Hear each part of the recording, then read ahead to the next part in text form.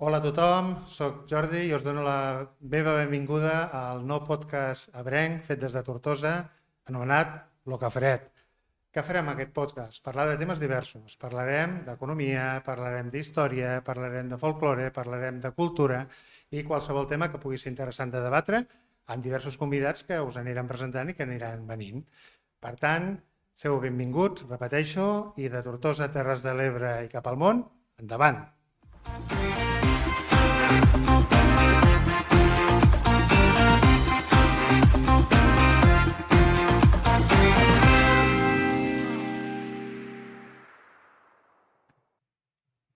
Bona tarda i benvinguts a Lo Primer Caferet. Avui ens acompanyen Cinta Accensi. Benvinguda. Bona tarda. Ella és llicenciada en ADE, graduada en Dret, si no m'equivoco, i directora de l'Institut Cristòfol Despuig de Tortosa. És una apassionada de la història, ho diré així. Li encanta fer visites guiades i turístiques. I fa aquest estiu va presentar el llibre Lo somni de Despuig, inspirat en els col·loquis de la insigne ciutat de Tortosa i, per tant, és una experta en el Renaixement. Moltes gràcies per acceptar la invitació. Gràcies per convidar-me. I després també tenim a Joaquín del Pino. Ell va ser regidor, si no m'equivoco, del 2011 al 2019. Sí? Correcte. Va portar, entre altres, regidories d'esports i de cultura. Ha estat també delegat de la Federació Catalana de Futbol a les Terres de l'Ebre. Ha estat primer majordom de l'Arxicofreria de la Cinta i actualment és president de Creu Roja Tortosa. Benvingut, Joaquín, moltes gràcies. Gràcies a vosaltres per invitar. Hem escollit per fer el primer capítol d'aquest podcast, com no podria ser d'una altra manera, parlar de la ciutat en la que residim, de Tortosa, i de la seva història. Parlar de la història de Tortosa és parlar de 1.600 anys i escaig de història, des de la mítica, sí, inclús abans, sí.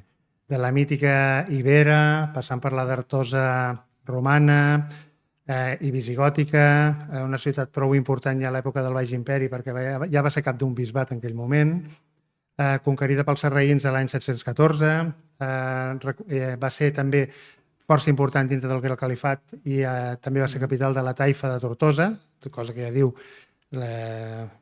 quina importància tenia la ciutat llavors, reconquerida al segle XII per Ramon Berenguer IV, al segle XIII ja va ser una ciutat prou important perquè ja va recollir el seu dret consuetudinari al llibre anomenat Les costums de Tortosa. Podria parlar de moltes coses. A l'època del Renaixement, la seva gran importància en les festes que es fan a la ciutat commemorant-ho, i es passa a l'època actual, l'època moderna, les guerres carlines. Hi ha molta tralla, hi ha molts temes que podríem parlar i es podríem estendre moltíssim.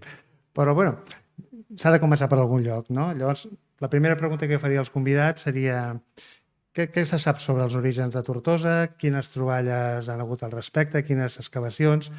Qui vulgui de vosaltres dos, podeu començar. Doncs bé, jo quan faig les visites turístiques, que m'agrada molt fer-les, començo a explicar-los que això la gent de Tortosa ara pot visitar la Cota Zero, que allí també surt i està molt ben explicat. Els antics escriptors, parlem d'Aristòtil i el Plató, ja anomenaven una ciutat que estava al Mediterrani, una ciutat anomenada la ciutat perduda, la ciutat d'Íbera. Moltes ciutats del Mediterrani propugnaven que ells eren l'antiga ciutat perduda d'Íbera, però realment hi ha un moment a la història on Tortosa realitza unes obres davant de el que són els Reals Col·legis i se descobreix una muralla on l'arqueòleg, el senyor Diloli, documentava i afirmava que era una muralla de l'antiga ciutat íbera. Se va documentar, posteriorment, evidentment, se va tapar, però, clar, aquella muralla tapada evidenciava que la ciutat perduda era una evidència és Tortosa, en la qual s'evidencia que Tortosa és molt més antiga que una Tarragona i de la importància de la nostra ciutat en els orígens de la història. Molt bé, com bé dius, Tortosa, més o menys documentada, està sobre 2.300 anys d'història. Els ibers, quan comencen, i quan parles precisament de la Tortosa íbera, ja si aneu al museu de la ciutat, hi ha una moneda que és el moment que passen d'íbers a romans, que fica Íbera d'Artosa, referint-se precisament... Aquesta muralla es va ser trobada, curiosament, a la part de Jesús. Per tant, tot aquest terreny perteneixia a una de les ciutats més importants en moments dels íbers, que sempre s'ha dit, no? I que també donava, al final, nom el riu a la ciutat, per lo potent que era, i les ciutats de referència. Clar, a partir d'aquí, el que dius, anem avançant en el que és la història, si s'anem sumant quan venen els romans, després tenim els jueus que també apareixen a la ciutat al segle VI, que estan pràcticament durant 800 anys, fins que el 1492 els expulsen, després tenim 400 anys dels àrabs, la quantitat de riquesa cultural que té la ciutat és important i com tu dius a la quota zero, si et fixes a la part de dalt, el munt de paraules que hi ha, moltes mires els orígens que tenen i que és sorprès de la gran influència que ha tingut la ciutat per l'estratègica que era. Penseu que el riu Ebre només se podia pràcticament traspassar per Tortosa, per un pont de barques que hi ha referències ja a l'època romana. Per tant, un riu tan caudalós era molt difícil de cruzar en aquell temps pel tema de mercaderies, unia en aquest pas la part de Catalunya, la part d'Aragó i la part del País Valencià, i només se podia passar per un lloc determinat. Això crea una riquesa important. I a part de que el riu estava a prop del mar, també produïa l'arribada, en aquest cas, de les barcos amb les mercaderies. D'això podíem parlar... Només de cada època podíem estar pràcticament un dia parlant de cada època, per això ens dona a entendre la riquesa de la ciutat. En referència a el que has dit del pont, ja sé que me'n vaig una miqueta atrás del temps, el primer pont documentat que tenim no és el pont de les barques ubicat on està ara el monument que tenim. Si agafem el llibre de les costums, hi ha un paràgraf on ens parla que el primer pont s'ubicaria davant de l'església de Sant Jaume, actualment desapareguda, que ara és la plaça de Sant Jaume, era allí davant on apareix documentat que hi havia el primer pont de Tortosa, i vaig voler fer esment perquè és molt bonic, sobretot entendre el que són els nostres barris, el barri de Sant Jaume, el barri de Remolins, i la importància que la part de Tortosa antiga era aquella part, el barri de Sant Jaume, és la part més antiga. Si llavors tornem una altra vegada als íbers, quan fem les visites turístiques, jo sempre començo per Parador, i els explico als visitants que venen aquí a visitar-nos que els íbers moltes vegades tenien la influència de ficar-se en turons, en zones d'alçada, pròxims a l'aigua, en unes característiques que aquí diríem del terreny. Llavors faig el paral·lelisme i dic la primera població va habitar aquí on està el Parador, igual com a Barcelona habitaven a lo que era el Montjuïc. Clar, llavors, documentalment, clar que tindríem la zona que hem dit dels Reals Col·legis i pujaríem a lo que és l'emplaçament del Parador, que és on s'ubica i se documenta que eren allí on vivien els íbers. Hem tractat sobretot Ibera. Jo crec que, no ho sé si estareu d'acord amb mi, però Tortosa sempre ha tingut molt de nom la part romana d'Artosa. I ens faltava tindre vestigis d'aquella època. Sabíem que havia sigut una de les ciutats importants, juntament amb Tàrraco, però ens faltava tindre vestigis. Heu parlat els dos de Cota Zero i allí se va trobar un tram de la muralla romana, no? I de com... Jo crec que és una de les coses que potser ens faltava a Tortosa, tindre aquests vestigis de la part romana. No sé... Què penseu de la part romana i dels pocs vestigis que es coneix? Teníem també un altre vestigi, que en aquest cas la làpida, una funerària romana, que la van trobar encastada precisament al castell, el que ara, si us hi fixeu, és una rèplica, l'original està al museu, i és precisament una làpida que és molt curiosa perquè no existeix una làpida en la connotació que té aquesta làpida concretament, no? I per tant ja existia, i també en pedra de la cinta també està al museu una relació d'una tumba d'uns soldats morts també a les batalles, no? I el que tenim també era que hi havia fàbriques també, en aquest cas, d'argila i de fer teules i coses d'això també a Tivenys, estava tot pràcticament al voltant de la ciutat. Per tant, hi havia vestigis, no eren gaires, però la història de Tortosa com a romana està escrita i en moltes referències de la força que tenia en aquell moment la ciutat.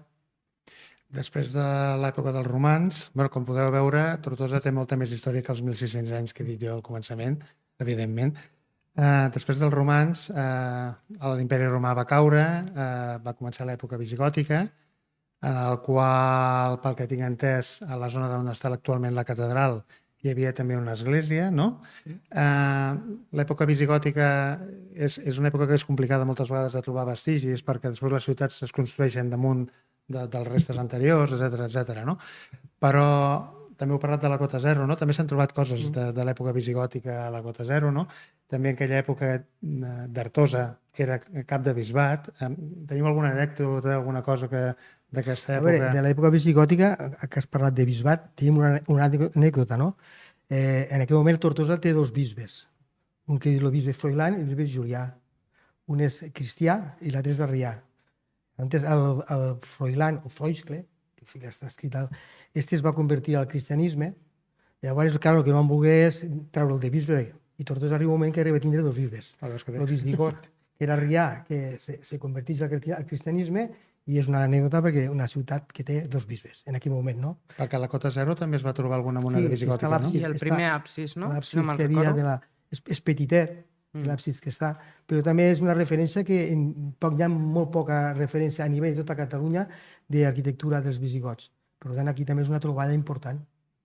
Bueno, dels visigots, romans, mostres encara mos queden, val? I a la nostra catedral de Tortosa tenim parets que encara jo sempre dic que les pedres, si les mires, les pedres te parlen.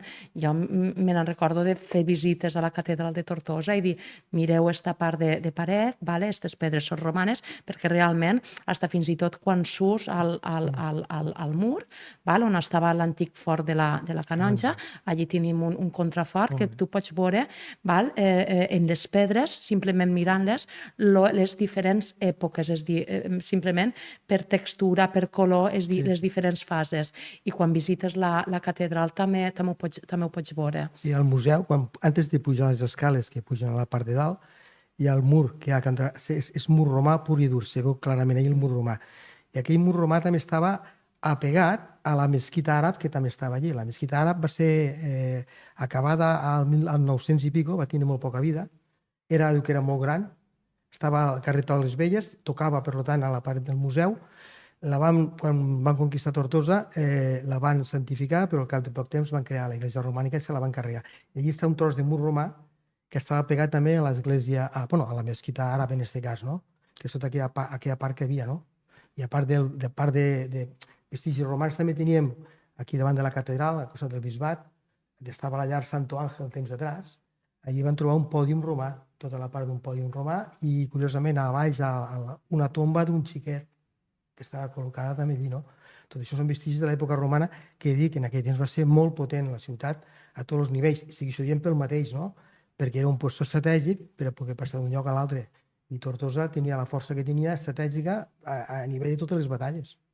Després també a un dels dibuixos del Renaixement de l'Anton Wingaerde, se veu allí un tros de façana de lo que era l'església romànica de Tortosa. Una llàstima, perquè evidentment això es va perdre, però en el dibuix podem imaginar-nos com era un trosset d'església d'aquella època.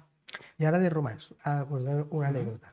Quan vaig estar a Regió de Cultura i estàvem muntant el museu, havia una làpida que era molt curiosa, que eren com uns angelets que estaven xafant el raïm, uns elfos més que res, no? Estaven xafant el raïm, i aquesta làpida la teníem en nosaltres, que figurava a Tortosa, la van trobar, i Ballarri la tenia, jo diria Abril i Guanyavents la tenia més o menys localitzada al museu, i aquesta làpida va desaparèixer. I aquesta làpida la tenia en aquell moment, estava a Benicàssim. Esta làpida estava a Benicàssim perquè va ser un regal del senyor Enric Mestre en aquell moment que li va donar al senyor Bau. I el senyor Bau tenia un xalet a Benicàssim molt guapo, de 2 pisos, en una iglesia particular, preciós, el xalet. Vam anar allí i estava encastada, curiosament, a un cantó, a un lateral. I vam reclamar a veure si hi havia la possibilitat de poder-nos endur aquesta placa per a la inauguració d'esta làpida romana, per a la inauguració del museu. Lògicament ens van dir que no, perquè allò s'havia quedat a l'Ajuntament ja, i antes van dir que no, però per almenys treu-la d'aquí, aquí l'Omar se farà molt bé, no? Estava allí. Vam dir que ens fes una rèplica, tampoc ens van dir que no, ens van dir que els hi fessin rèplica de les coses que els havien pres al País Valencià, i te dic perquè aquesta làpida, si un dia aneu a Benicàssim, em sembla que ara està al museu, és una làpida que és tortosina i la propietària és un altre, el que passa que està cedida, està enviada per allà. Perdoneu que trenqui una mica l'ordre cronològic que anem seguint, però els dos heu fet rutes, visites guiades, sobretot Cinta, però us sorprèn, què és el que més us sorprèn de lo que us diu la gent? És coneguda la història de Tortosa? No, la gent te diu és que Tortosa realment és la sorpresa. Mos pensàvem que aquí en mig matí ho podríem veure i clar, has estat en els jardins del Príncep explicant-nos escultura per escultura, diu, i se n'ha anat el matí, perquè clar, si agafem els jardins del Príncep, no només expliques els jardins del Príncep, expliques la història del balneari Porcà i Tió, vale? És dir, una de les empreses més prolífiques de l'època, és dir, perquè allò és per agafar i fer un altre programa de la història del que teníem allí realment, és dir, perquè és que la història és preciosa i clar, i la gent te diu, realment no és coneguda, i a part d'això, a mi el que em sobtava molt és que venia gent de Granada i me diuen, esto en pequeñito se parece mucho a mi ciudad. I vaig anar a Granada i realment, perquè clar, venia dient això, i quan tu realment veus l'Alhambra i te veus l'operador, és com si el parador fos una rèplica en petitet de lo que veus allí. Quan agafes i te'n vas a mirar les postes de sol que es van fer tan famoses, o te'n vas al barri de los Gitanos, o te veus aquelles carrers en pedretes, a mi em recorda el carrer de Mallalla del Sant Blai en les mateixes pedretes, és a dir, hi ha paral·lelismes constructius i arquitectònics de l'època en les dues ciutats, però i jo, clar, és que quan m'ho van comentar, no ni una ni dos, bastantes vegades, i vaig anar allí perquè dic, vull veure este paral·lelisme, i realment el paral·lelisme existeix, i per a mi Tortosa és com una petita Alhambra, val? Fins i tot, si agafem la història i parlem a la Reconquesta, hi ha llibres, clar, depenent dels autors que agafes, que t'expliquen com se divideix, és a dir, quan la ciutat, Ramon Berenguer IV, la Reconquesta, s'ha de pagar a tots els aliats que t'han ajudat, i fins i tot vaig agafar una vegada un llibre, que el llibre t'explicava que el castell s'havia dividit en parts. Si el castell s'ha dividit en parts, te dia l'extensió d'aquell castell, com les parts que hi ha a l'Alhambra. Clar, és una llàstima, perquè sobretot un dels tresors que té Tortosa, i vos ho dic com una apassionada de... Jo sempre dic, si em toqués la loteria, jo me n'anava a treballar a l'Arxiu de Tortosa, és dir, perquè és que m'agrada, és dir, l'Arxiu de Tortosa, i després està l'altre arxiu, que costa una miqueta més entrar, que és l'Arxiu Capitular, que realment els tresors que tenim allí són brutals, i la informació que ens donen aquests llibres, jo crec que, a veure, que tindria que hi haure una aposta clara de la ciutat per invertir recursos públics i agafar professorat com jo, apassionat, o com un Hilari, gent que ho estem fent en el nostre temps de lleure perquè ens apassiona i ens agrada, i que realment, que a veure, que jo faig molt bé la meva feina també, i els crios estan contents amb mi, però potser que hi hagi gent que els recursos estiguessin ben assignats, perquè aquests llibres que contenen tota aquesta història i aquestes riqueses, molts d'ells, de la humitat, de la tinta, s'estan fent malbé, i estem perdent una informació supervaluosa, i això jo ja fa dies que ho dic i ningú... suposo que algun dia algú m'escoltarà, però és que això s'està perdent. Jo, per exemple, el meu primer llibre, que és la taula de canvis i dipòsits de Tortosa, que això també hi ha per a fer un altre programa, és dir, te parla que en Renaixement Tortosa era la 5a ciutat més important de la corona de Catalunya i Aragó. Per favor, m'explico? És dir, què vol dir això? Que teníem una importància que no l'hem sapigut conservar, i actualment teníem un patrimoni que quan vaig estar a Àvila i vaig veure la muralleta i que tot el poble veia la ciutat, pensava, nosaltres que tenim 6 quilòmetres, 6 i mig en muralles, i aquí no vivim d'això quan realment podríem viure. És que tenim tant de patrimoni per a treure-li fruit i no s'està traient, no sé per què, perquè és que no ho sé, és dir, que és per reflexionar. Jo de tot això dono fe com a tortosí d'origen reusenc, que una de les coses que em va sorprendre quan vaig venir aquí a viure va ser precisament la gran quantitat de patrimoni que hi ha i també la sensació una mica de que la ciutat, no sé si és correcte dir que viu una mica d'esquena, no?, en aquest patrimoni, però hi ha moments en el qual aquest patrimoni floreix, no? Per exemple, les festes del Renaixement s'obre de cara al públic i llavors és quan dius, tot el que hi ha, no? Realment no t'ho pots acabar, no t'ho pots acabar. Si us sembla bé, seguim pel fil de la història, no?, que ens havien quedat a l'època dels visigots. A l'any 714 d'Artosa és conquerida per les tropes musulmanes i comença la Tortoixa islàmica, no? És una època també molt interessant. Hi ha algun vestigi que s'ha trobat a la zona de la biblioteca, etc. Però no sé, Joaquim, per exemple, si De pots... vestigi de l'època àrab ne tenim molt, bastant. O sigui, el que veràs exposat al museu, però a part, el que és la sala reserva, hi ha un disbarat. I moltes coses encara per catalogar. Hi ha autèntiques... Que això és una de les coses també que reivindicaves dels llibres. Jo també reivindicava, no havia diners, el tema és aconseguir gent que pogués... La quantitat de caixes que tenim dels diferents jaciments que han trobat a la ciutat està tot en caixes, però no tenim gent per a poder-ho restaurar, recuperar. I és una llàstima, no? Però tenim autèntic disbarat de caixes de material que això ho podíem recuperar. Per tant, la part dels àrabs és bastant important. Lògicament, tenim una cosa que és un referent, que és l'assut. Els àrabs, si us fixeu, els jueus els van expulsar aviat perquè, independentment per un tema econòmic, és com tot, no? Si tu deus un diners a un banc i et carregues el banc, deixes de deure els diners. I els reis catòlics, quan van expulsar Bob Dyl, ja van dir, bueno, ja han fet al cabo la guerra, ens donaven els diners als jueus, ara que ja no hem de conquistar res, ara els enviem. I fixeu-vos que en cap els àrabs van aguantar, m'entens? Els van aguantar fins pràcticament, em sembla que va ser Felip IV, que els va expulsar, Felip III o Felip IV, que els va expulsar el 1606, 1607. Sí, Felip III, el 1606, sí, el fill de Felip II.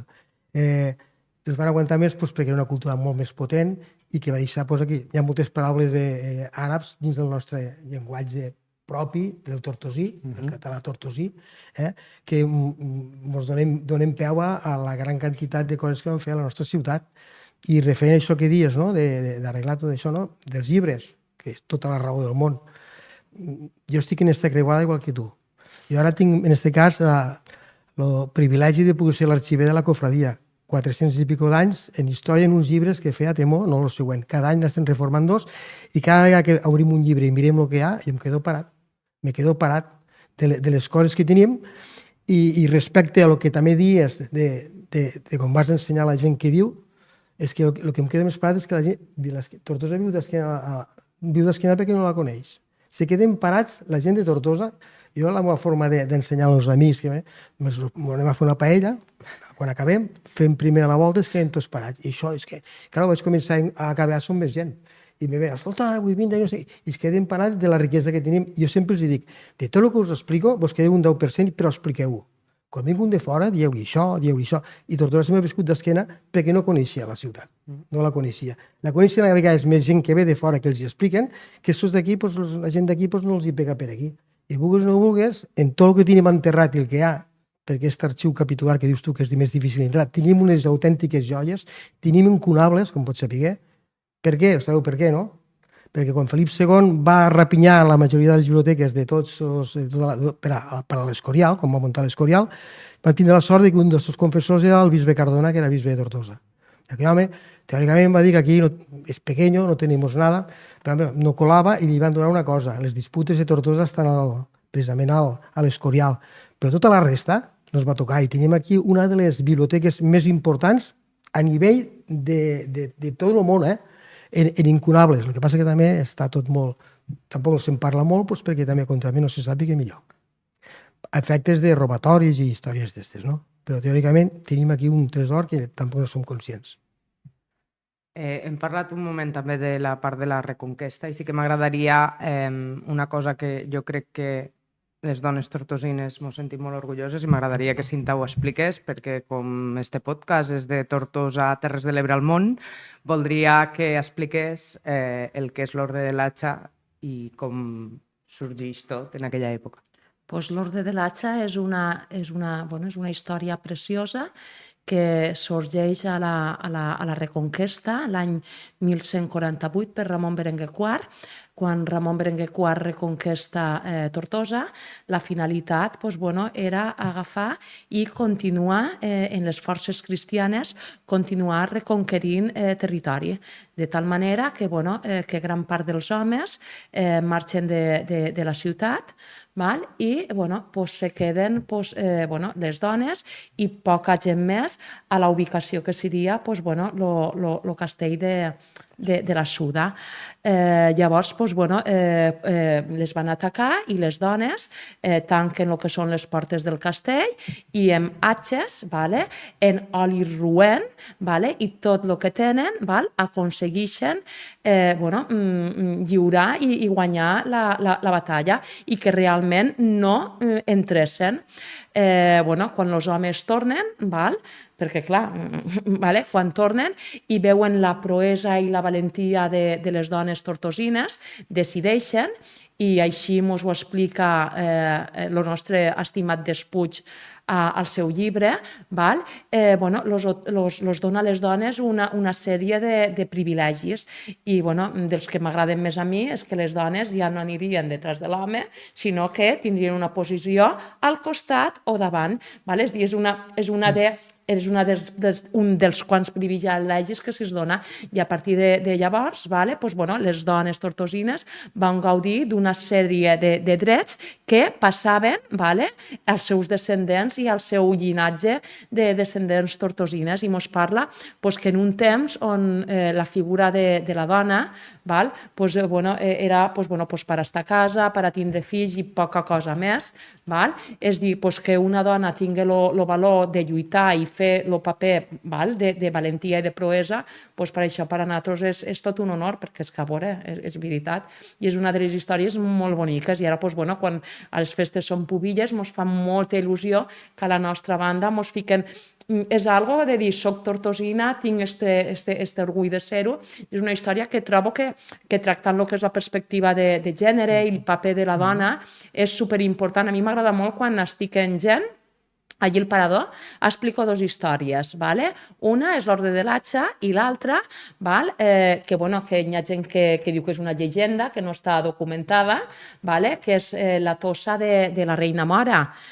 Fico la gent davant del mirador, els hi ensenyo que allà a Parador i els hi explico la llegenda de quan allò era un taifat, que el rei va tindre una esposa, que l'esposa, al néixer el crió, se va morir i que va manar tots els seus súbdits a anar a la muntanya i a esculpir durant anys tot el perfil que havia dibuixat el dibuixat del rei Taifat i que el rei se consolava en cada tarda, quan veia les postes del sol, mirar i observar a la seva estimada esposa. I en un temps on parlem dels musulmans, que encara avui en dia la figura de la dona ha d'adquirir molts més drets dels que té, és dir, que en aquell temps passés això, i és que a més és que tu mires les muntanyes i és que no veus només la tossa, és que veus la tossa i jo hi veig fins als peus, és que li veig tota la figureta.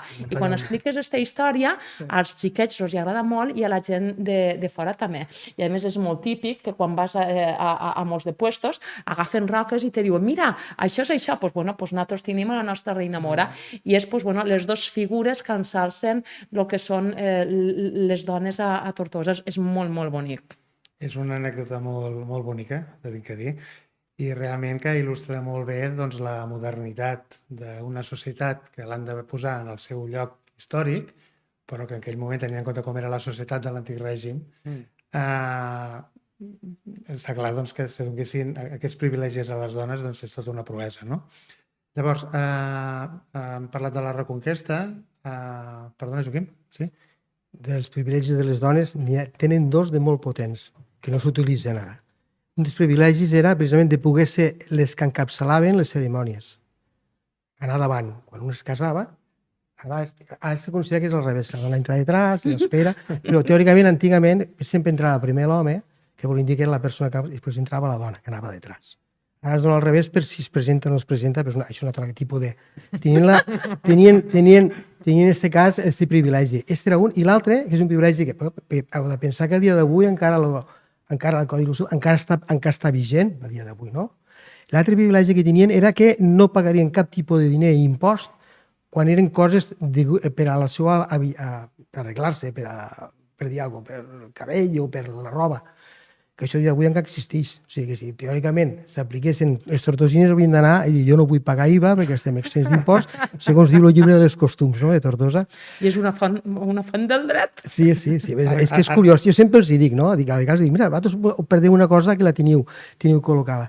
I respecte a aquesta llegenda de l'Atxa, me va sorprendre molt. Vaig estar a Àvila també.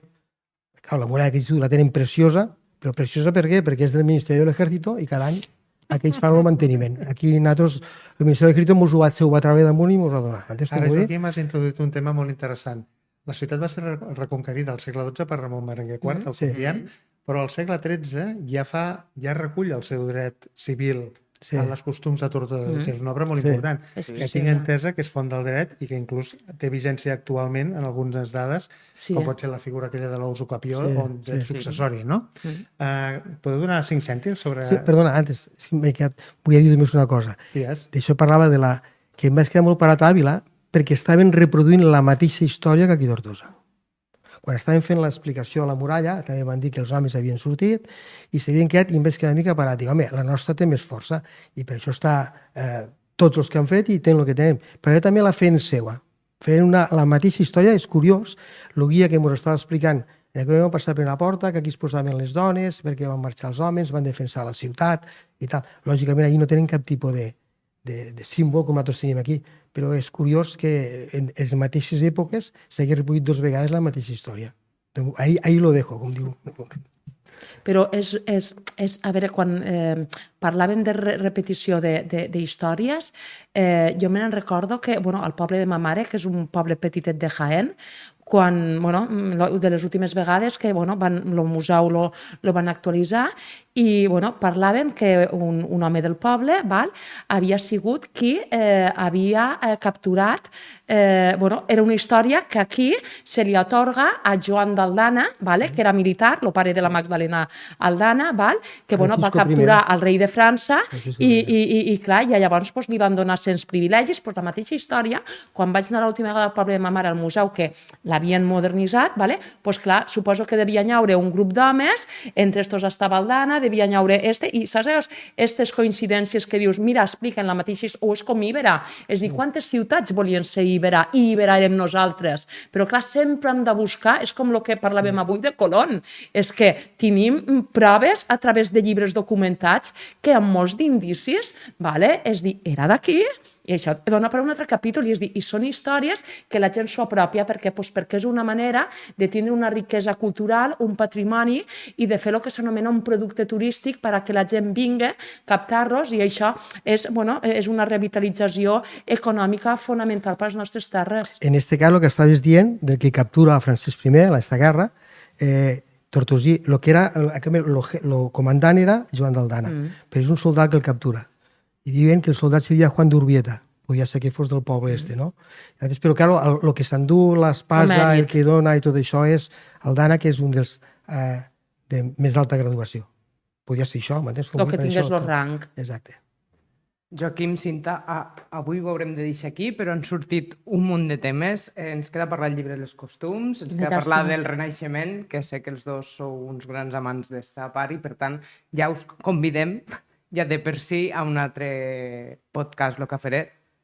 I moltes gràcies, sobretot, per acceptar la invitació i per la vostra participació. Moltes gràcies a vosaltres. Nosaltres també, i contents perquè nosaltres també disfrutem. Sí, segur que disfrutarem molt del pròxim capítol que farem junts. I fins aquí el primer capítol de Lo Caferet. Espero que us hagi agradat i us emplaço pròximament al pròxim capítol del Caferet.